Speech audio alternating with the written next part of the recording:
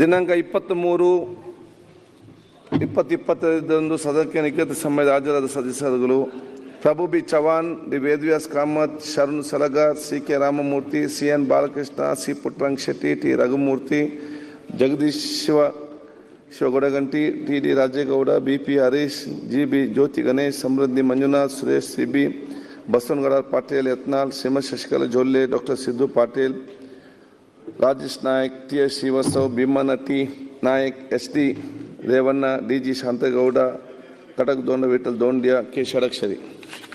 ಈಗ ಇವತ್ತು ಅದೇ ಹೇಳ್ತಾರೆ, ಇವತ್ತು ನಮ್ಮ ಸಭಾಧ್ಯಕ್ಷ ಎಲ್ಲ ನಮ್ಮ ಒಂದು ಸೆಕೆಂಡ್ ಆಯ್ತು,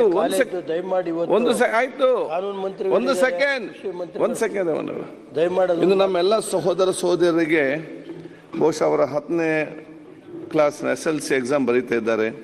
ಅದಕ್ಕೆ ನಾವೊಂದು ಸದನದಲ್ಲಿ ಅವರು ಶುಭಾಶಯ ಕೋರುತ್ತಾ, ಇಂದು SSLC ಪರೀಕ್ಷೆ ಆರಂಭವಾಗಲಿದೆ. ಸುಮಾರು 8,96,447 ವಿದ್ಯಾರ್ಥಿನಿಯರು ಕರ್ನಾಟಕದ 15,881 ಪರೀಕ್ಷಾ ಕೇಂದ್ರಗಳಲ್ಲಿ ಪರೀಕ್ಷೆ ಬರೆಯಲಿದ್ದಾರೆ. ವಿದ್ಯಾರ್ಥಿಗಳೇ, ಇದು ನಿಮ್ಮ ಜೀವನದ ಮೊದಲ ಮಹತ್ವದ ಹಂತ. ಈ ಸಂದರ್ಭದಲ್ಲಿ ನೀವು ಯಾವುದೇ ಭಯ, ಆತಂಕ ಇಲ್ಲದೆ ಸಶಕ್ತ ಮನೋಭಾವದಿಂದ ಪರೀಕ್ಷೆ ಬರೆದು ಉತ್ತಮ ಫಲಿತಾಂಶ ಪಡೆಯುವಂತೆ ಆಗಲಿ ಎಂದು ನಾವೆಲ್ಲರೂ ಆಶಿಸುತ್ತೇವೆ. ನಿಮ್ಮ ಸಮರ್ಪಣೆಯು ಹಾಗೂ ಹಗಲು ರಾತ್ರಿ ನೀವು ಪಟ್ಟಿರುವ ಪರಿಶ್ರಮ ಮತ್ತು ಶಿಕ್ಷಕರು ಮತ್ತು ಹೆತ್ತವರ ಮಾರ್ಗದರ್ಶನವು ಖಂಡಿತವಾಗಿಯೂ ನಿಮಗೆ ಯಶಸ್ಸು ತಂದುಕೊಡುತ್ತದೆ. ಹೆತ್ತವರು ವಿದ್ಯಾರ್ಥಿಗಳಿಗೆ ಒತ್ತಡ ತರದೆ ಅವರಿಗೆ ಮಾನಸಿಕವಾಗಿ, ಭಾವನಾತ್ಮಕವಾಗಿ ಬೆಂಬಲ ನೀಡುವುದು ಅತ್ಯಂತ ಮುಖ್ಯ. ನಿಮ್ಮ ಮುಖ್ಯ ಕೆಲಸವು ಶಾಂತವಾಗಿ ಸಮಾಧಾನದಿಂದ ಓದುವಂತೆ ಅವರಿಗೆ ಆತ್ಮಸ್ಥೈರ್ಯ ನೀಡುವುದಾಗಿದೆ. ವಿದ್ಯಾರ್ಥಿಗಳೇ, SSLC ಪರೀಕ್ಷೆ ಇಂದು ಜೀವನದ ಮೊದಲ ಹಂತ ಅಷ್ಟೇ, ಅಂತ್ಯವಲ್ಲ. ನಿಮ್ಮ ಮೇಲೆ ನಮಗೆ ಪೂರ್ಣ ನಂಬಿಕೆ ಮತ್ತು ವಿಶ್ವಾಸ ಇದೆ. ನಮ್ಮ ಬೆಂಬಲ, ಆಶೀರ್ವಾದ ಮತ್ತು ಪ್ರಾರ್ಥನೆ ಸದಾ ನಿಮ್ಮೊಂದಿಗಿದೆ. ಯಶಸ್ಸು ನಿಮ್ಮದಾಗಲಿ, ಎಲ್ಲರಿಗೂ ಶುಭವಾಗಲಿ ಎಂದು ಈ ಸನದ ಮೂಲಕ ಎಲ್ಲ ಸದಸ್ಯರ ಹಾಗೂ ರಾಜ್ಯ ಜನತೆಯ ಪರವಾಗಿ ನಿಮಗೆ ಹಾರೈಸುತ್ತೇನೆ. ಮಾನ್ಯ ಸಭಾಧ್ಯಕ್ಷರೇ, ಒಬ್ಬ ಶಿಕ್ಷಣ ಸಚಿವನಾಗಿ ನೀವೇನು ಇವತ್ತು ತಾವೆಲ್ಲರೂ ಕೂಡ ಮಕ್ಕಳಿಗೆ ಶುಭವನ್ನು ಹಾರೈಸ್ತಾ ಇದ್ದೀರಿ, ಈ ದೇಶದ ಒಳ್ಳೆ ಪ್ರಜೆ ಆಗಲಿಕ್ಕೆ. ಅದಕ್ಕೆ ನಾನು ಧನ್ಯವಾದಗಳನ್ನು ಹೇಳಲಿಕ್ಕೆ ಇಷ್ಟಪಡ್ತೀನಿ ಮತ್ತು ತಮ್ಮ ಅಪ್ಪಣೆನೂ ಕೂಡ ನಾನು ಹೇಳಲಿಕ್ಕೆ ಪಡ್ತೀನಿ. ಯಾಕೆಂದರೆ ನಾನು ಕೂಡ ಹೋಗಿ ಕೆಲವು ಶಾಲೆನ ಭೇಟಿ ಮಾಡಿ ಮತ್ತೆ ವಾಪಸ್ ಬರ್ತೀನಿ. ಸೊ ನಿಮ್ಮೆಲ್ಲರ ಆಶೀರ್ವಾದ, ಸಹಕಾರ, ಅವ್ರ ತಂದೆ ತಾಯಿಯವ್ರಿಗೆ ಏನಿಷ್ಟು ಅವರಿಗೆ ಇರಬೇಕು, ಎಲ್ಲ ಸದಸ್ಯರದು ಕೂಡ ಇರಲಿ. ಈ ರಾಜ್ಯದ ಜನತೆ ಅವರ ಆಶೀರ್ವಾದ ಇರಲಿ ಅಂತಕ್ಕಂಥದ್ದನ್ನು ಪೀಠಕ್ಕೆ ಮತ್ತು ಆ ಮಕ್ಕಳಿಗೆ ಶುಭವನ್ನು ಕೂಡ ಈ ಸಂದರ್ಭದಲ್ಲಿ ಒಂದು ನಾನು ಗಮನಕ್ಕೆ ತರಲಿಕ್ಕೆ ಇರೋದು, ವಿ ಅಪ್ರಿಷಿಯೇಟ್ ಯುವರ್ ಎಫರ್ಟ್. ನೀವು ಸಿಸ್ಟಮ್ಯಾಟಿಕ್ ಆಗೆಲ್ಲ ಇಷ್ಟು ಸೆಂಟರ್ಸ್ ಅರೇಂಜ್ಮೆಂಟ್ ಅದೆಲ್ಲ ತಾವೆಲ್ಲ ಮಾಡಿದ್ರೆ ನಾವು ಅಭಿನಂದಿಸ್ತೇವೆ. ಈ ಆನ್ಲೈನಲ್ಲಿ ಮಕ್ಕಳಿಗೆ ಕೂಡ ಮೋಸ ಮಾಡುವಂಥ ಪ್ರಯತ್ನ ಆಗ್ತದೆ. ನಾನು ನೋಡಿ, ನನಗೆ ಯಾರು ಕಲಿಸಿದ್ರು, ನಿಮಗೆ ನಮ್ಮ ಕ್ವಶನ್ ಪೇಪರ್ ಲೆಕ್ಕಾಗಿದೆ 1,000 ಕೋಟಿ ಅಂತ ಹೇಳಿ ಸಿಸ್ಟಮ್ಯಾಟಿಕ್ ಆಗಿ ಆ್ಯಪಲ್ಲಿ ಬರ್ತಾ ಇದೆ. ಅದು ಕೂಡ ಇಂಥವ್ರು ತೆಕ್ಕೊಂಡ್ರು, ಇಷ್ಟು ಜನ ಮಕ್ಕಳು ತೆಕ್ಕೊಂಡ್ರು, ಈಗ ತೆಕ್ಕೊಂಡು ಅಂತೇಳಿ ಅದು ನಾನು ನಿಮಗೆ ಬಂದಿರ್ಬೋದು. ಅದು ನಾನು ನಿಮಗೆ ಕಲಿಸ್ತೇನೆ. ಇದನ್ನು ದಯವಿಟ್ಟು ಯಾರಂತೇಳಿ ತಕ್ಷಣದ ಬಗ್ಗೆ ಒಂದು ಫೈಂಡ್ ಔಟ್ ಮಾಡಿ ಒಂದು ಕ್ರಮ ತಗೊಳ್ಳೋ ರೀತಿಯಲ್ಲಿ ಆಗಬೇಕು. ಮಾನ್ಯ ಅಧ್ಯಕ್ಷರೇ, ನೀವು ನಂಬಲ್ಲ, ಯಾರು ನನಗಿದ್ನ ಫಾರ್ವರ್ಡ್ ಮಾಡಿದ್ರು ಅವರಿಗೆ ಫೋನ್ ಮಾಡಿ ವಾರ್ನಿಂಗ್ ಕೊಟ್ಟಿದ್ದೀನಿ ನಾನು.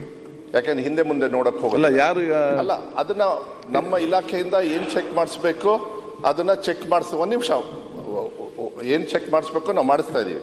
ಬಟ್ ಅನ್ನೆಸೆಸರಿಯಾಗಿ ಇದೆ ಅಂತ ಹೇಳಿ ಫಾರ್ವರ್ಡ್ ಮಾಡೋದೇ ದೊಡ್ಡ ತಪ್ಪು, ಅದು ತಪ್ಪೇ. ಅದಕ್ಕೆ ಈ ಸತಿ ಮಾತ್ರ ಈ 3 ಎಕ್ಸಾಮ್ ಪಾಲಿಸಿ ಎಲ್ಲರೂ ವೆಲ್ಕಮ್ ಮಾಡಿದ್ದಾರೆ. ಆಮೇಲೆ ಮಕ್ಕಳಿಗೂ ಕೂಡ, ನಾನು ಕೂಡ PUC ಸ್ಟಾರ್ಟ್ ಆದಾಗ ನಾನೇ ಹೋಗಿ ಕೇಳ್ಕೊಂಡು ಬಂದೆ, ನಿಮಗೇನಾದ್ರು ಭಯ ಇದೆಯಾ ಅಂತ ಹೇಳಿ. ಭಯನೇ ಇಲ್ಲ ಅಂತ ಹೇಳಿದರು.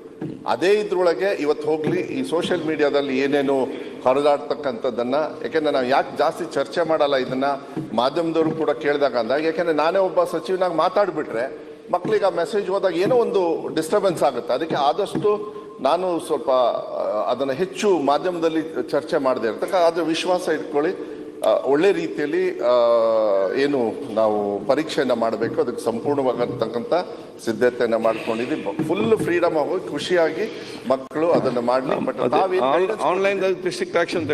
ತಾವೇನು ಗೈಡೆನ್ಸ್ ಕೊಟ್ಟಿದ್ದೀರಿ ಅದನ್ನು ನಿಜವಾಗ್ಲೂ ಅದನ್ನು ಒಳ್ಳೆ ರೀತಿಯಲ್ಲಿ ಅದನ್ನ ಹ್ಯಾಂಡಲ್ ಮಾಡ್ತಕ್ಕಂಥದ್ದು ವ್ಯವಸ್ಥೆಯನ್ನು ನಾನು ಮಾಡ್ತೀನಿ. ಸಭಾಧ್ಯಕ್ಷ,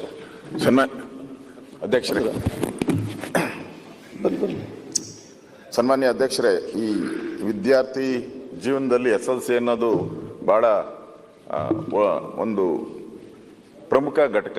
ನಾವು ಕೂಡ ಅಲ್ಲಿಂದನೇ ಬಂದಿರೋದು. ಇಲ್ಲಿರೋರೆಲ್ಲ ಆಲ್ಮೋಸ್ಟ್ ಆಲ್ 99% ನಾವೆಲ್ಲರೂ SLC ಎಕ್ಸಾಮನ್ನು ನೋಡಿ ಬಂದಿದ್ದೀರಿ. ಆತಂಕ ನೋಡಿ ಬರೆದು ಬಂದದ್ದು, ನೋಡಿ ಬರೆದು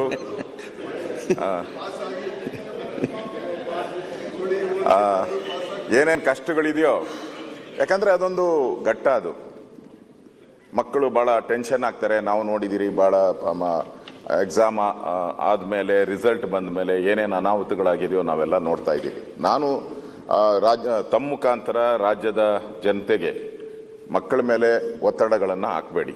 ಪೇರೆಂಟ್ಸ್, ನಾನು ವಿನಂತಿ ಮಾಡ್ತೀನಿ ಪೇರೆಂಟ್ಸ್ಗೆ, ಮಕ್ಕಳ ಮೇಲೆ ಒತ್ತಡ ಹಾಕಬೇಡಿ. ಯಾಕಂದರೆ ಅವ್ರು ಆಲ್ರೆಡಿ ಒತ್ತಡದಲ್ಲಿರ್ತಾರೆ. ನನಗೆ ಕೆಲವರು ಫಸ್ಟ್ ರ್ಯಾಂಕ್ ಬರೋವಂಥವ್ರು, ಫಸ್ಟ್ ಕ್ಲಾಸ್ ಬರೋವಂಥವ್ರಿಗೇನು ಅಂತ ಹೇಳಿದ್ರೆ, ಒಂದು ಸೆಕೆಂಡ್ ಕ್ಲಾಸ್ ಬಂದ್ಬಿಟ್ರು ಅವ್ರಿಗೆ ಡಿಪ್ರೆಷನ್ಗೆ ಹೋಗ್ತಾರೆ.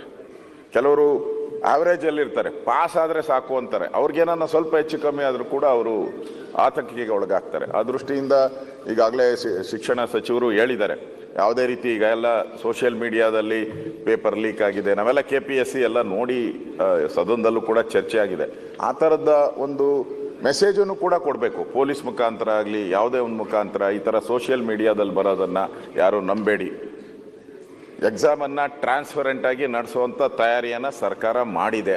ಯಾವುದೇ ಸೋಷಿಯಲ್ ಮೀಡಿಯಾದ ಇದನ್ನು ನಂಬೇಡಿ. ಮಾಡಿದ್ರೆ ಯಾರಾದರೂ ಸೋಷಿಯಲ್ ಮೀಡಿಯಾದಲ್ಲಿ ಅಪ್ಲೋಡ್ ಮಾಡಿದ್ರೆ ಇಮಿಡಿಯೇಟ್ ಆಗಿ ಅವ್ರ ಮೇಲೆ ಕ್ರಿಮಿನಲ್ ಹಾಕಿ ಒಳಗಡೆ ಹಾಕ್ತೀರಿ ಅನ್ನೋ ಮೆಸೇಜ್ ಅನ್ನ ಕೊಡ್ಬೇಕು. ಇಲ್ಲಾಂದ್ರೆ ಸುಮ್ಮನೆ ಅಧ್ಯಕ್ಷರೇ ನಮಗೆ ಕನ್ಫ್ಯೂಸ್ ಆಯ್ತು. ಅಲ್ಲ, ಕ್ವಶನ್ ಪೇಪರೇ ಬಂದ್ಬಿಡುತ್ತೆ. ಕ್ವಶನ್ ಪೇಪರ್ಗಳೆಲ್ಲ ಬಂದ್ಬಿಡುತ್ತೆ. ಅದನ್ನ ಯಾಕಂದ್ರೆ ಆತಂಕದಲ್ಲಿ ಇರೋರು ಅದನ್ನೇ ನೋಡ್ಕೊಂಡು ಹೋಗಿ ಫೇಲ್ ಆಗುವಂಥದ್ದು ಸಂದರ್ಭ ಇದೆ. ಅದರಿಂದ ಈ ಎಚ್ಚರಿಕೆಯನ್ನು ಕೂಡ ನೀವು ಯಾರಿಗೆ ಕ್ರಿಮಿನಲ್ಸ್ ಇರ್ತಾರೆ ಅವ್ರಿಗೂ ಈ ಎಚ್ಚರಿಕೆಯನ್ನು ಕೊಡಬೇಕು.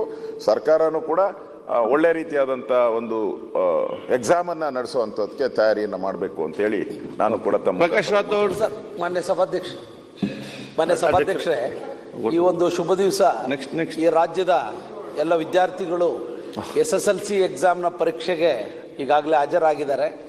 ಮಾನ್ಯ ಪ್ರಾಥಮಿಕ ಪ್ರೌಢ ಶಿಕ್ಷಣ ಸಚಿವರು ಕೂಡ ಇವತ್ತು ಈ ಒಂದು ಫೈನಲ್ ಎಕ್ಸಾಮಿಗೆ ಬರುವಂಥ ಪೂರ್ವದ ಸಿದ್ಧತೆಗಳಿಗೆ ತುಂಬ ಜವಾಬ್ದಾರಿಯುತವಾಗಿ ರಾಜ್ಯದಲ್ಲಿ ಕರ್ತವ್ಯವನ್ನು ನಿರ್ವಹಿಸಿದ್ದಾರೆ. ಅವ್ರಿಗೂ ಕೂಡ ವಿಶೇಷವಾಗಿ ಧನ್ಯವಾದಗಳು. ಕೆಲವರು ಕಿಡಿಗೇಡಿಗಳು ದುರುದ್ದೇಶದಿಂದ ಸೋಷಿಯಲ್ ಮೀಡಿಯಾದಲ್ಲಿ ಬೇರೆ ಬೇರೆ ದಿಕ್ಕಿಗೆ ಹೋಗುವಂಥ ಪ್ರಯತ್ನಗಳನ್ನು ಮಾಡ್ತಾರೆ. ಅಂಥವ್ರ ಮೇಲೆ ಶಿಸ್ತು ಕ್ರಮ ಆಗ್ತಕ್ಕಂಥದ್ದಕ್ಕೆ ಸರ್ಕಾರ ಹೆಚ್ಚಿನ ಗಮನ ಹರಿಸಬೇಕು ಅಂತ ನಾನು ಈ ಸಂದರ್ಭದಲ್ಲಿ ಒತ್ತಾಯ ಮಾಡ್ತೀನಿ.